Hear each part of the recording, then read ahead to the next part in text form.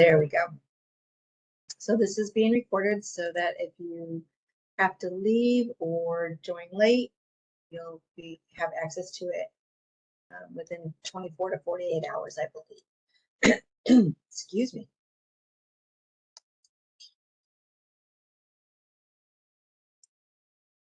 Let me share my screen real quick.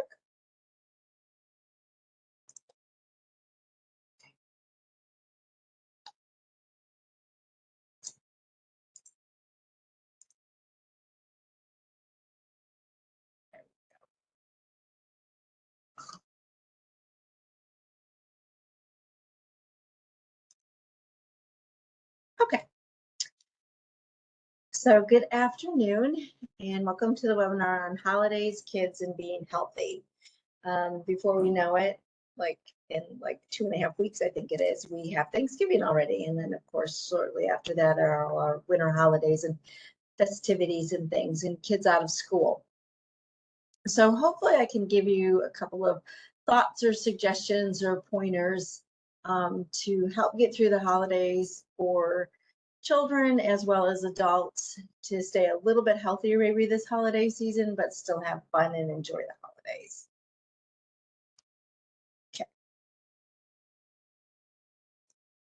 Okay.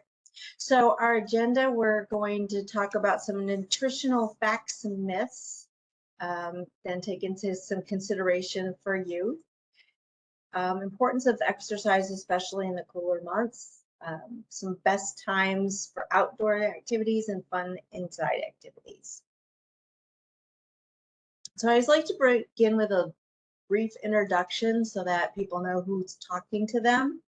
So I am originally from upstate New York, so I actually do have kind of an idea of some good and bad things to do in cooler weather. Thankfully and luckily, Texas doesn't get quite as bad as New York does for the most part, but still. I am a daughter, sister, aunt, mother, grandmother. So I have had children. I've been around kiddos ever since I can remember. I'm the 5th eldest grandchild of about, I think there's 25 or 26 of us on our mother's side. So I am a nurse.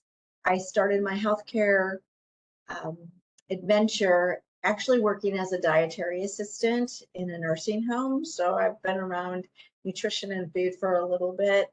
Granted, feeding elderly patients or members or residents is not exactly the same as kids, but they can be just as fussy as kids can be. So my experience is primarily with medical orthopedics, inpatient rehab, pediatric home health, managed care, as an educator and in hospice.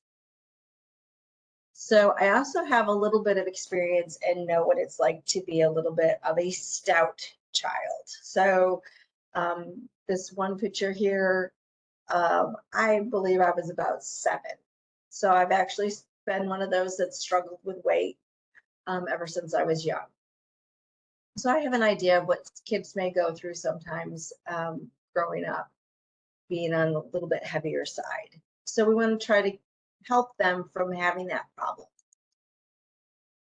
So let's talk a little bit about the why. Why do we care about nutrition for our kiddos? Well, there's big concerns for children being overweight and obese. In 2017 to 2020, children from the ages of 2 to 19, 19%, almost 20% of them were affected by obesity.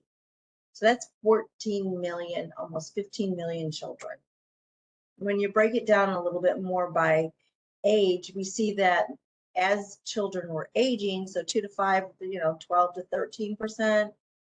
Then we go up into the elementary to middle school ages. Well, it's more elementary, depending on how the schools are broken up. Ages, it goes up, it jumps from that 12 to 13% to 20 to 21%. So that's quite a hefty jump.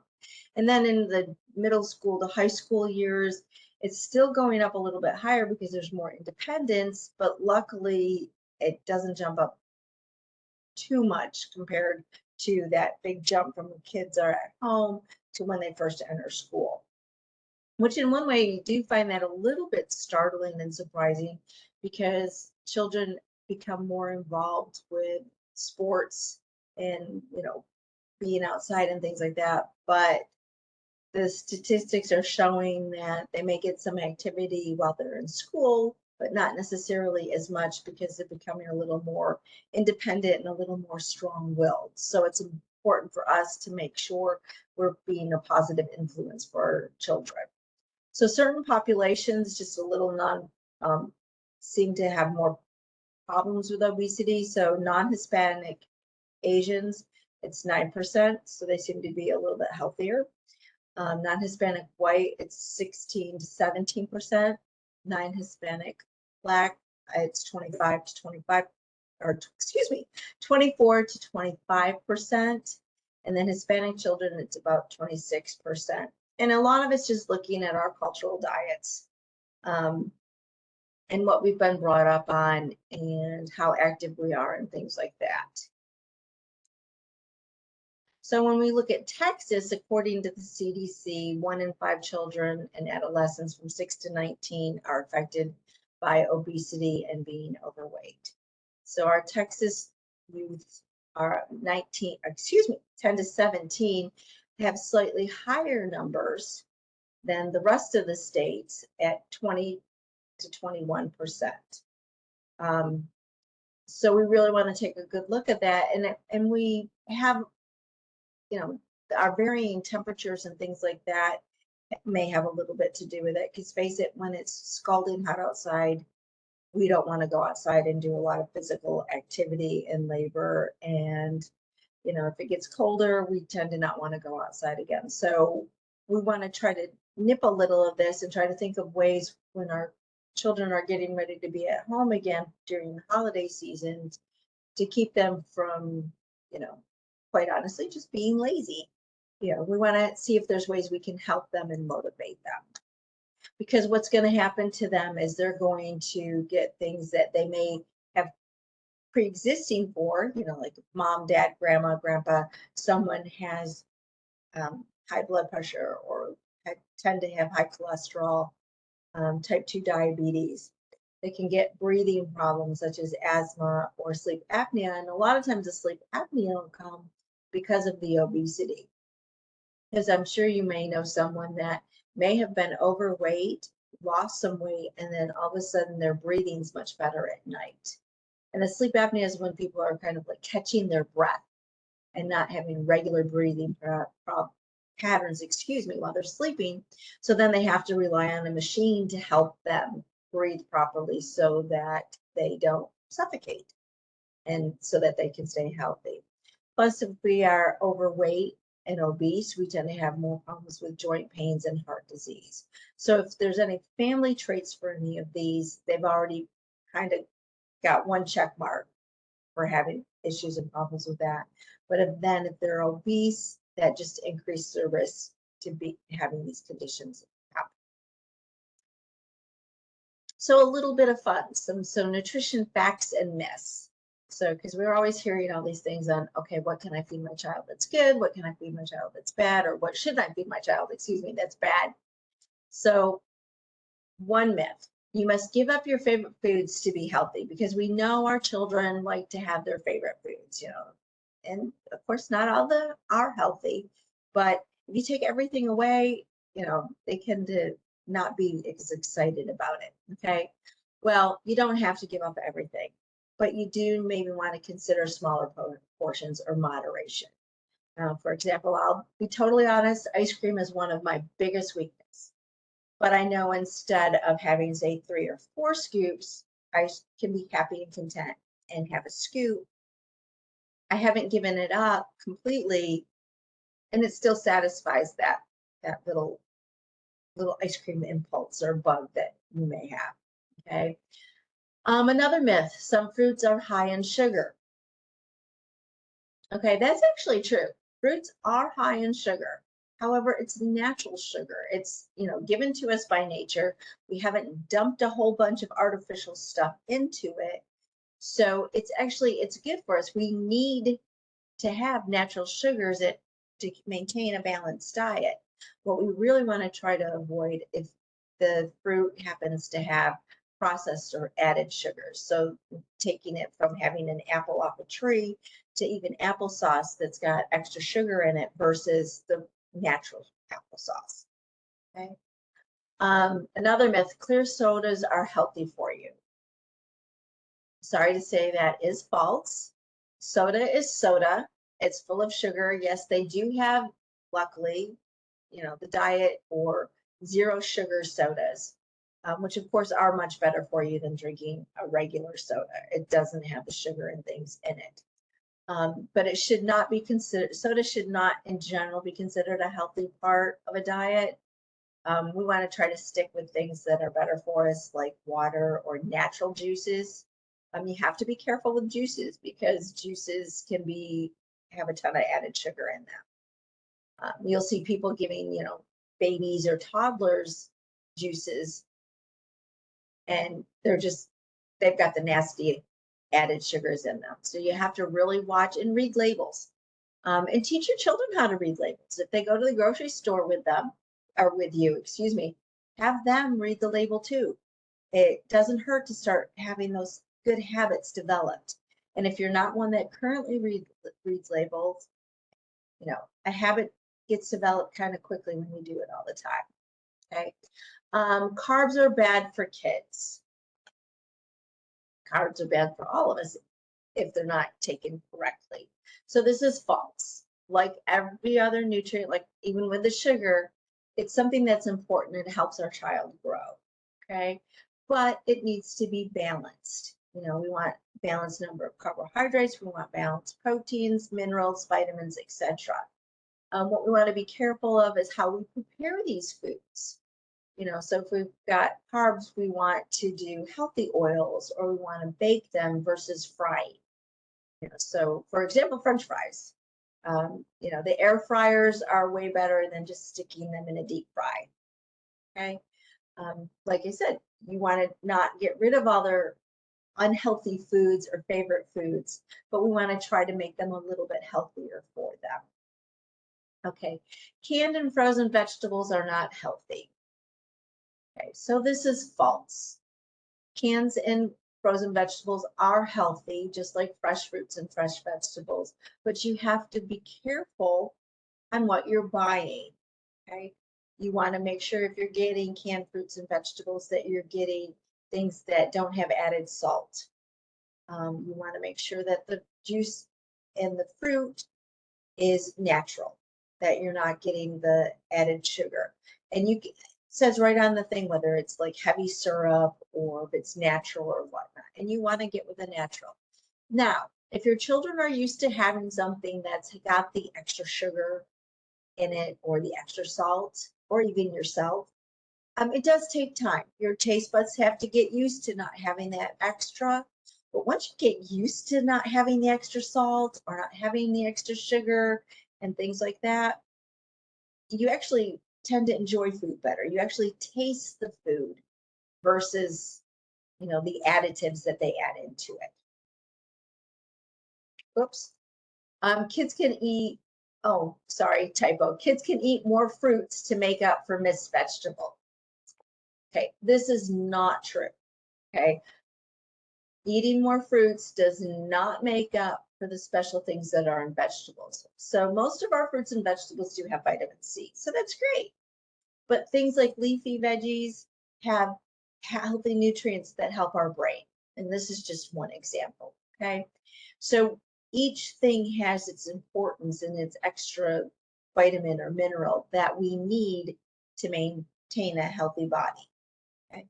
And yeah, I know kids are not always great wanting those vegetables, but they really do need to eat them and not just have fruits. Okay, so some thoughts for some nutrition with our kiddos. Okay, so what's good for children? Of course, fresh fruits and vegetables, and even frozen fruits and vegetables and cans, as we've noticed. Okay, meats and fish, but with the meats, we want to be really careful and try to get lean. Okay, and it's understandable that we know that sometimes some things are a little bit more expensive than others. But if we're eating our foods in moderation and watching our snacks and things like that, the budget kind of offsets itself so that we're not really spending that much more to eat healthy, because once you develop a little bit more flavor for the healthy things, you're consuming it more. Okay. Cereal low in sugar, but higher in fiber. Okay, so we can't just do like our Fruity Pebbles and our Tricks and Cocoa Puffs and all those other wonderfully sweet cereals. Need to throw some of the Cheerios and things like that in there. Once your children start eating some of the healthier cereals, because some of them will have like, for example, Special K comes with the yogurt bites or fruit. And I don't really mean to promote any kind of cereal. It's just ones that happen to pop into my head that I know have certain things, because the store brands have the same things. Okay. But you can get like fruit pieces or yogurt in the cereal. Well, when you do that, that's more natural, that's more healthy, but it's still sweet. So then they can get used to eating things that are a little bit better. You want healthier snacks like granola or popcorn. The one thing you have to be careful with, like these two examples, with granola, you've got to watch the sugar and fat content, because if you're not careful, granola can be very high in sugar. I had a friend that was diabetic and was checking their sugars and could not figure out why, when they were eating their, Cheerios and trying to eat low sugar cereals, their sugar still was high. Well, come to find out, they were putting like a quarter cup of granola to make the cereal taste a little sweeter, and that was throwing their sugars off. So you want to be very careful of things like that. Again, read your labels. Popcorn, kids will be amazed on when you put just a little bit of salt and a little bit of butter versus like huge amounts. And I'm guilty. I love that movie popcorn with the extra butter and everything on it. Once in a blue moon in moderation, that's not horrible for us. But if you're one that really needs like a little snack, things like popcorn with light butter, pretzels low in salt, they make low salt potato chips. Those are all good too. Milk. Now, milk is still very, very important for our children for healthy bones, healthy teeth. Try to do the 2% or less. I know they don't necessarily sometimes like it, and I'll even admit, skim milk does not always taste great because it seems watery, because it is thinner. Again, getting used to it. Now, of course, with anything, I want to stop and mention, make sure you're talking to your healthcare provider, your pediatricians and things, especially with things like milk. Now, if your child needs some additional fat or whatnot with milk, make sure you're talking to your healthcare providers. Okay, these are just some guidelines and some suggestions. Push come to shove, your child, talk to your healthcare providers. This is just to make things just a little bit healthier for your child, because we know very well when they're home from school, they're going to want those snacks because they're going to be bored at periods in the day. So we want to try to have healthy things for them, because, there's that, 5 to 10 pounds that people tend to gain from Thanksgiving till the first of the year. So we want to try to help our children from not doing that. Okay.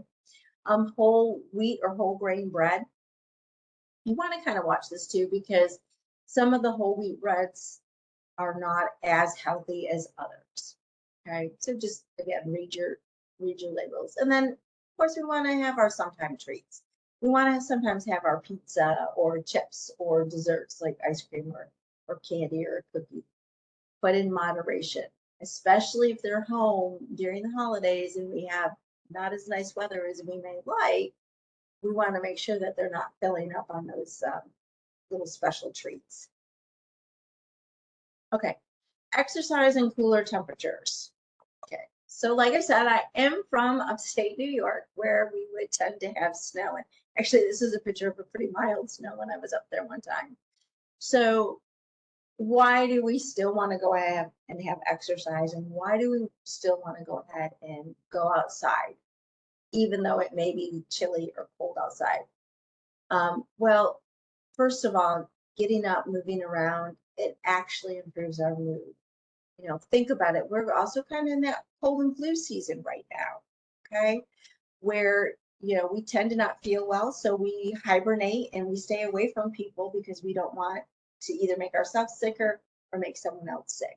But as soon as we're feeling better and our symptoms are under control and we're no longer contagious and we go outside, I mean, just think how much better you feel when you're finally out. The same thing happens when you're stuck inside because of the cooler weather. Okay. It also helps us to burn calories. When it's cooler outside, your body's trying to stay warm, so you tend to burn a few more calories when you're a little bit cooler with all that movement and things like that. Anytime that we go outside or are active, it's helping our cardiovascular health. And even our kiddos need to make sure that they're keeping their cardiovascular going. Like I said, we don't want them to, especially if they're already predisposed to high blood pressure or heart disease and things like that. We want to make sure we're helping the cardiovascular system, their heart and everything, at a young age to help them maybe not have some of those health issues when they become adults. It improves our immune system. Okay, activity. It, believe it or not, it increases our ability to fight cold and flu. Being outside in the cold is not what causes cold and flu. There's many viruses and bacteria that can't live in cooler temperatures. Okay, not all, of course. There's still those little ones that still like the cold versus the warm. But for the most part, most germs don't tolerate cold temperatures well.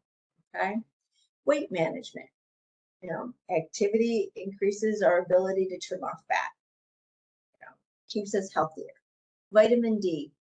The sun is still the sun, and the sun still helps us improve our mood, and it helps us with vitamin D, which is really important, especially for our children with growing healthy bones, things like that. And our mental health, kind of like what was already mentioned with improving our mood. Our mental health, when we're outside and we're moving around and we're doing things, it will help lower our stress. Just think about it. You don't have time to really be stressed when you're being physically active. Okay. And it also helps sometimes with most people for relieving depression and anxiety. We're moving around, we're being active, we're getting into nature. Okay. And you don't have to be a true blue nature buff just to like to go outside. Okay, so let's go outside. Okay, so sadly, we can't really build quite this big of a snowman necessarily when we go outside, but still. Okay, so a couple of the important things about going outside.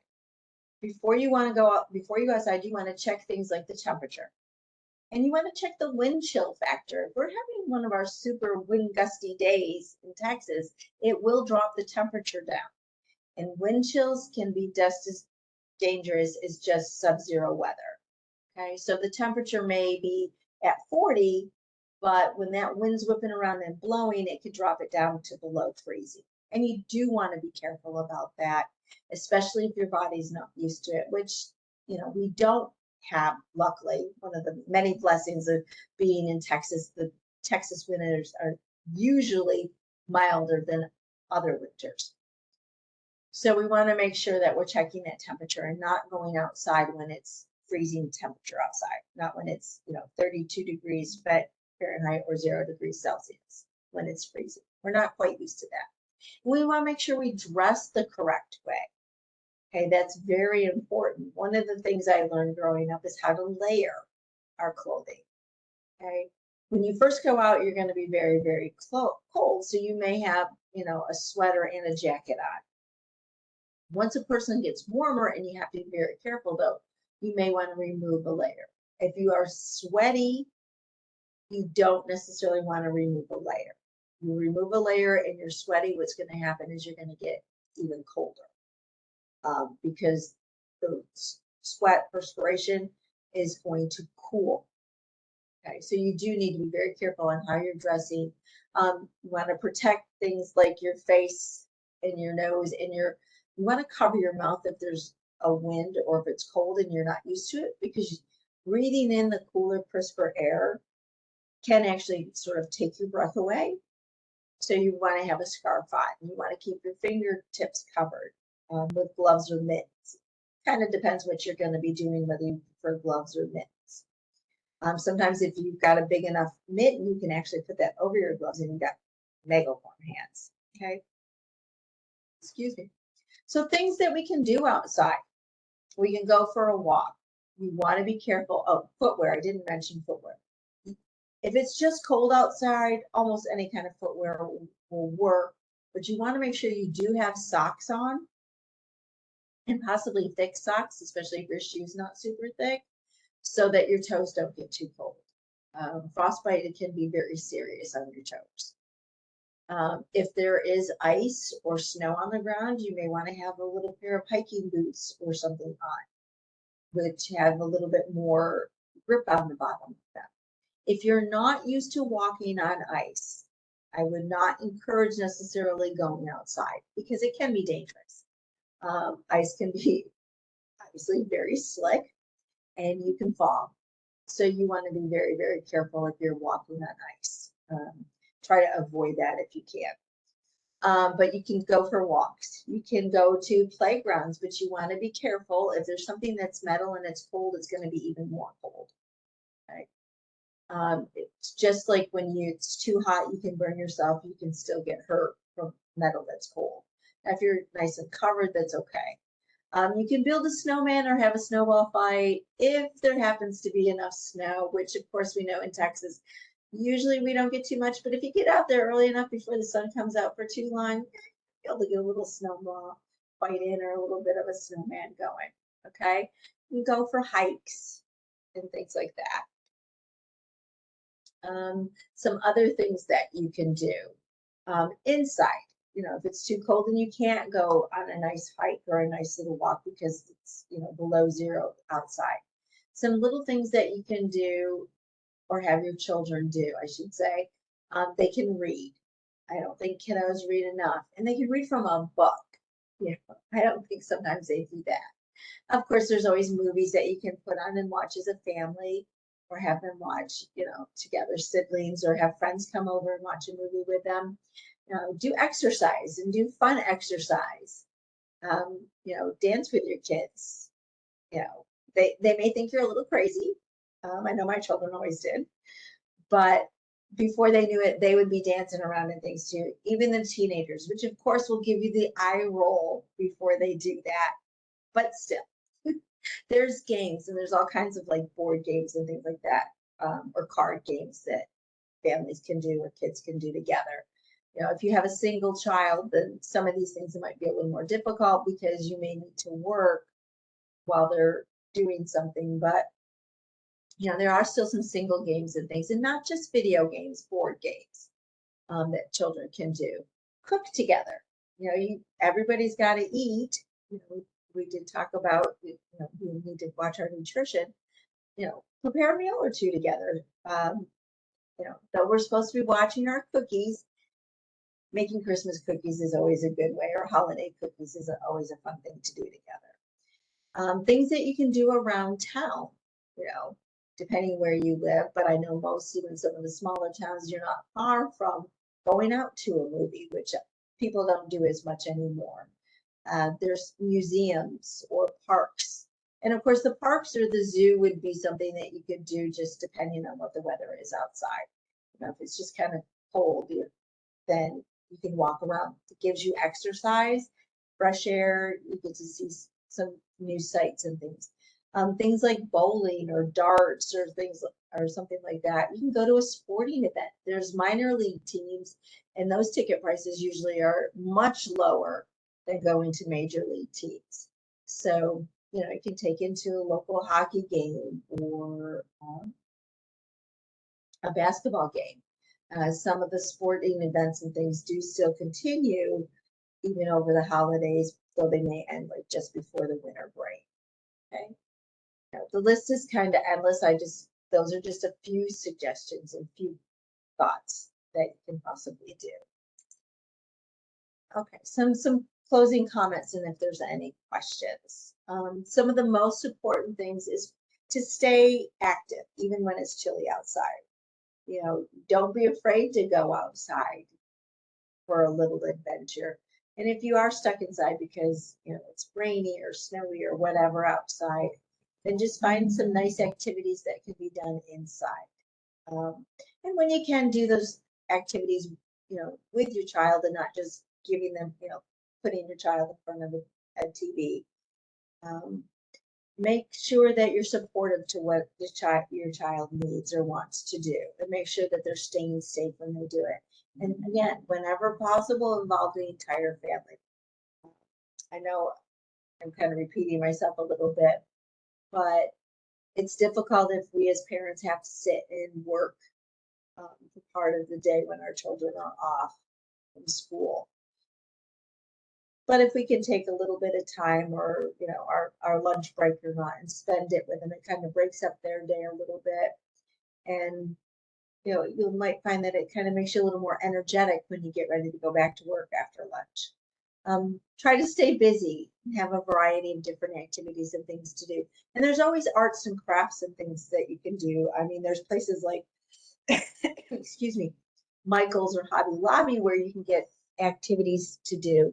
But you can also go to, excuse me, Walmart.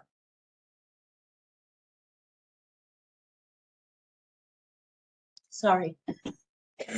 Or the dollar store, or places that have activities, paint by numbers, coloring books, things like that, that keeps their mind busy and their hands busy during the day. Excuse me. If I can offer any assistance or any additional information, please don't hesitate to reach out to me. There's my office number and email. I appreciate you listening. Here's some information on resources that I used to get information for the presentation. Oh, there goes our slideshow. Let me stop sharing. Oh, sorry, the sun is shifting in my room here. See if I can get where I'm at. So not gonna happen. Oh well. So I appreciate you all listening and joining me for the webinar. I hope everyone has a happy and healthy holiday season coming up just around the corner before we know it. And have a wonderful rest of your afternoon. Thank you very much. Bye.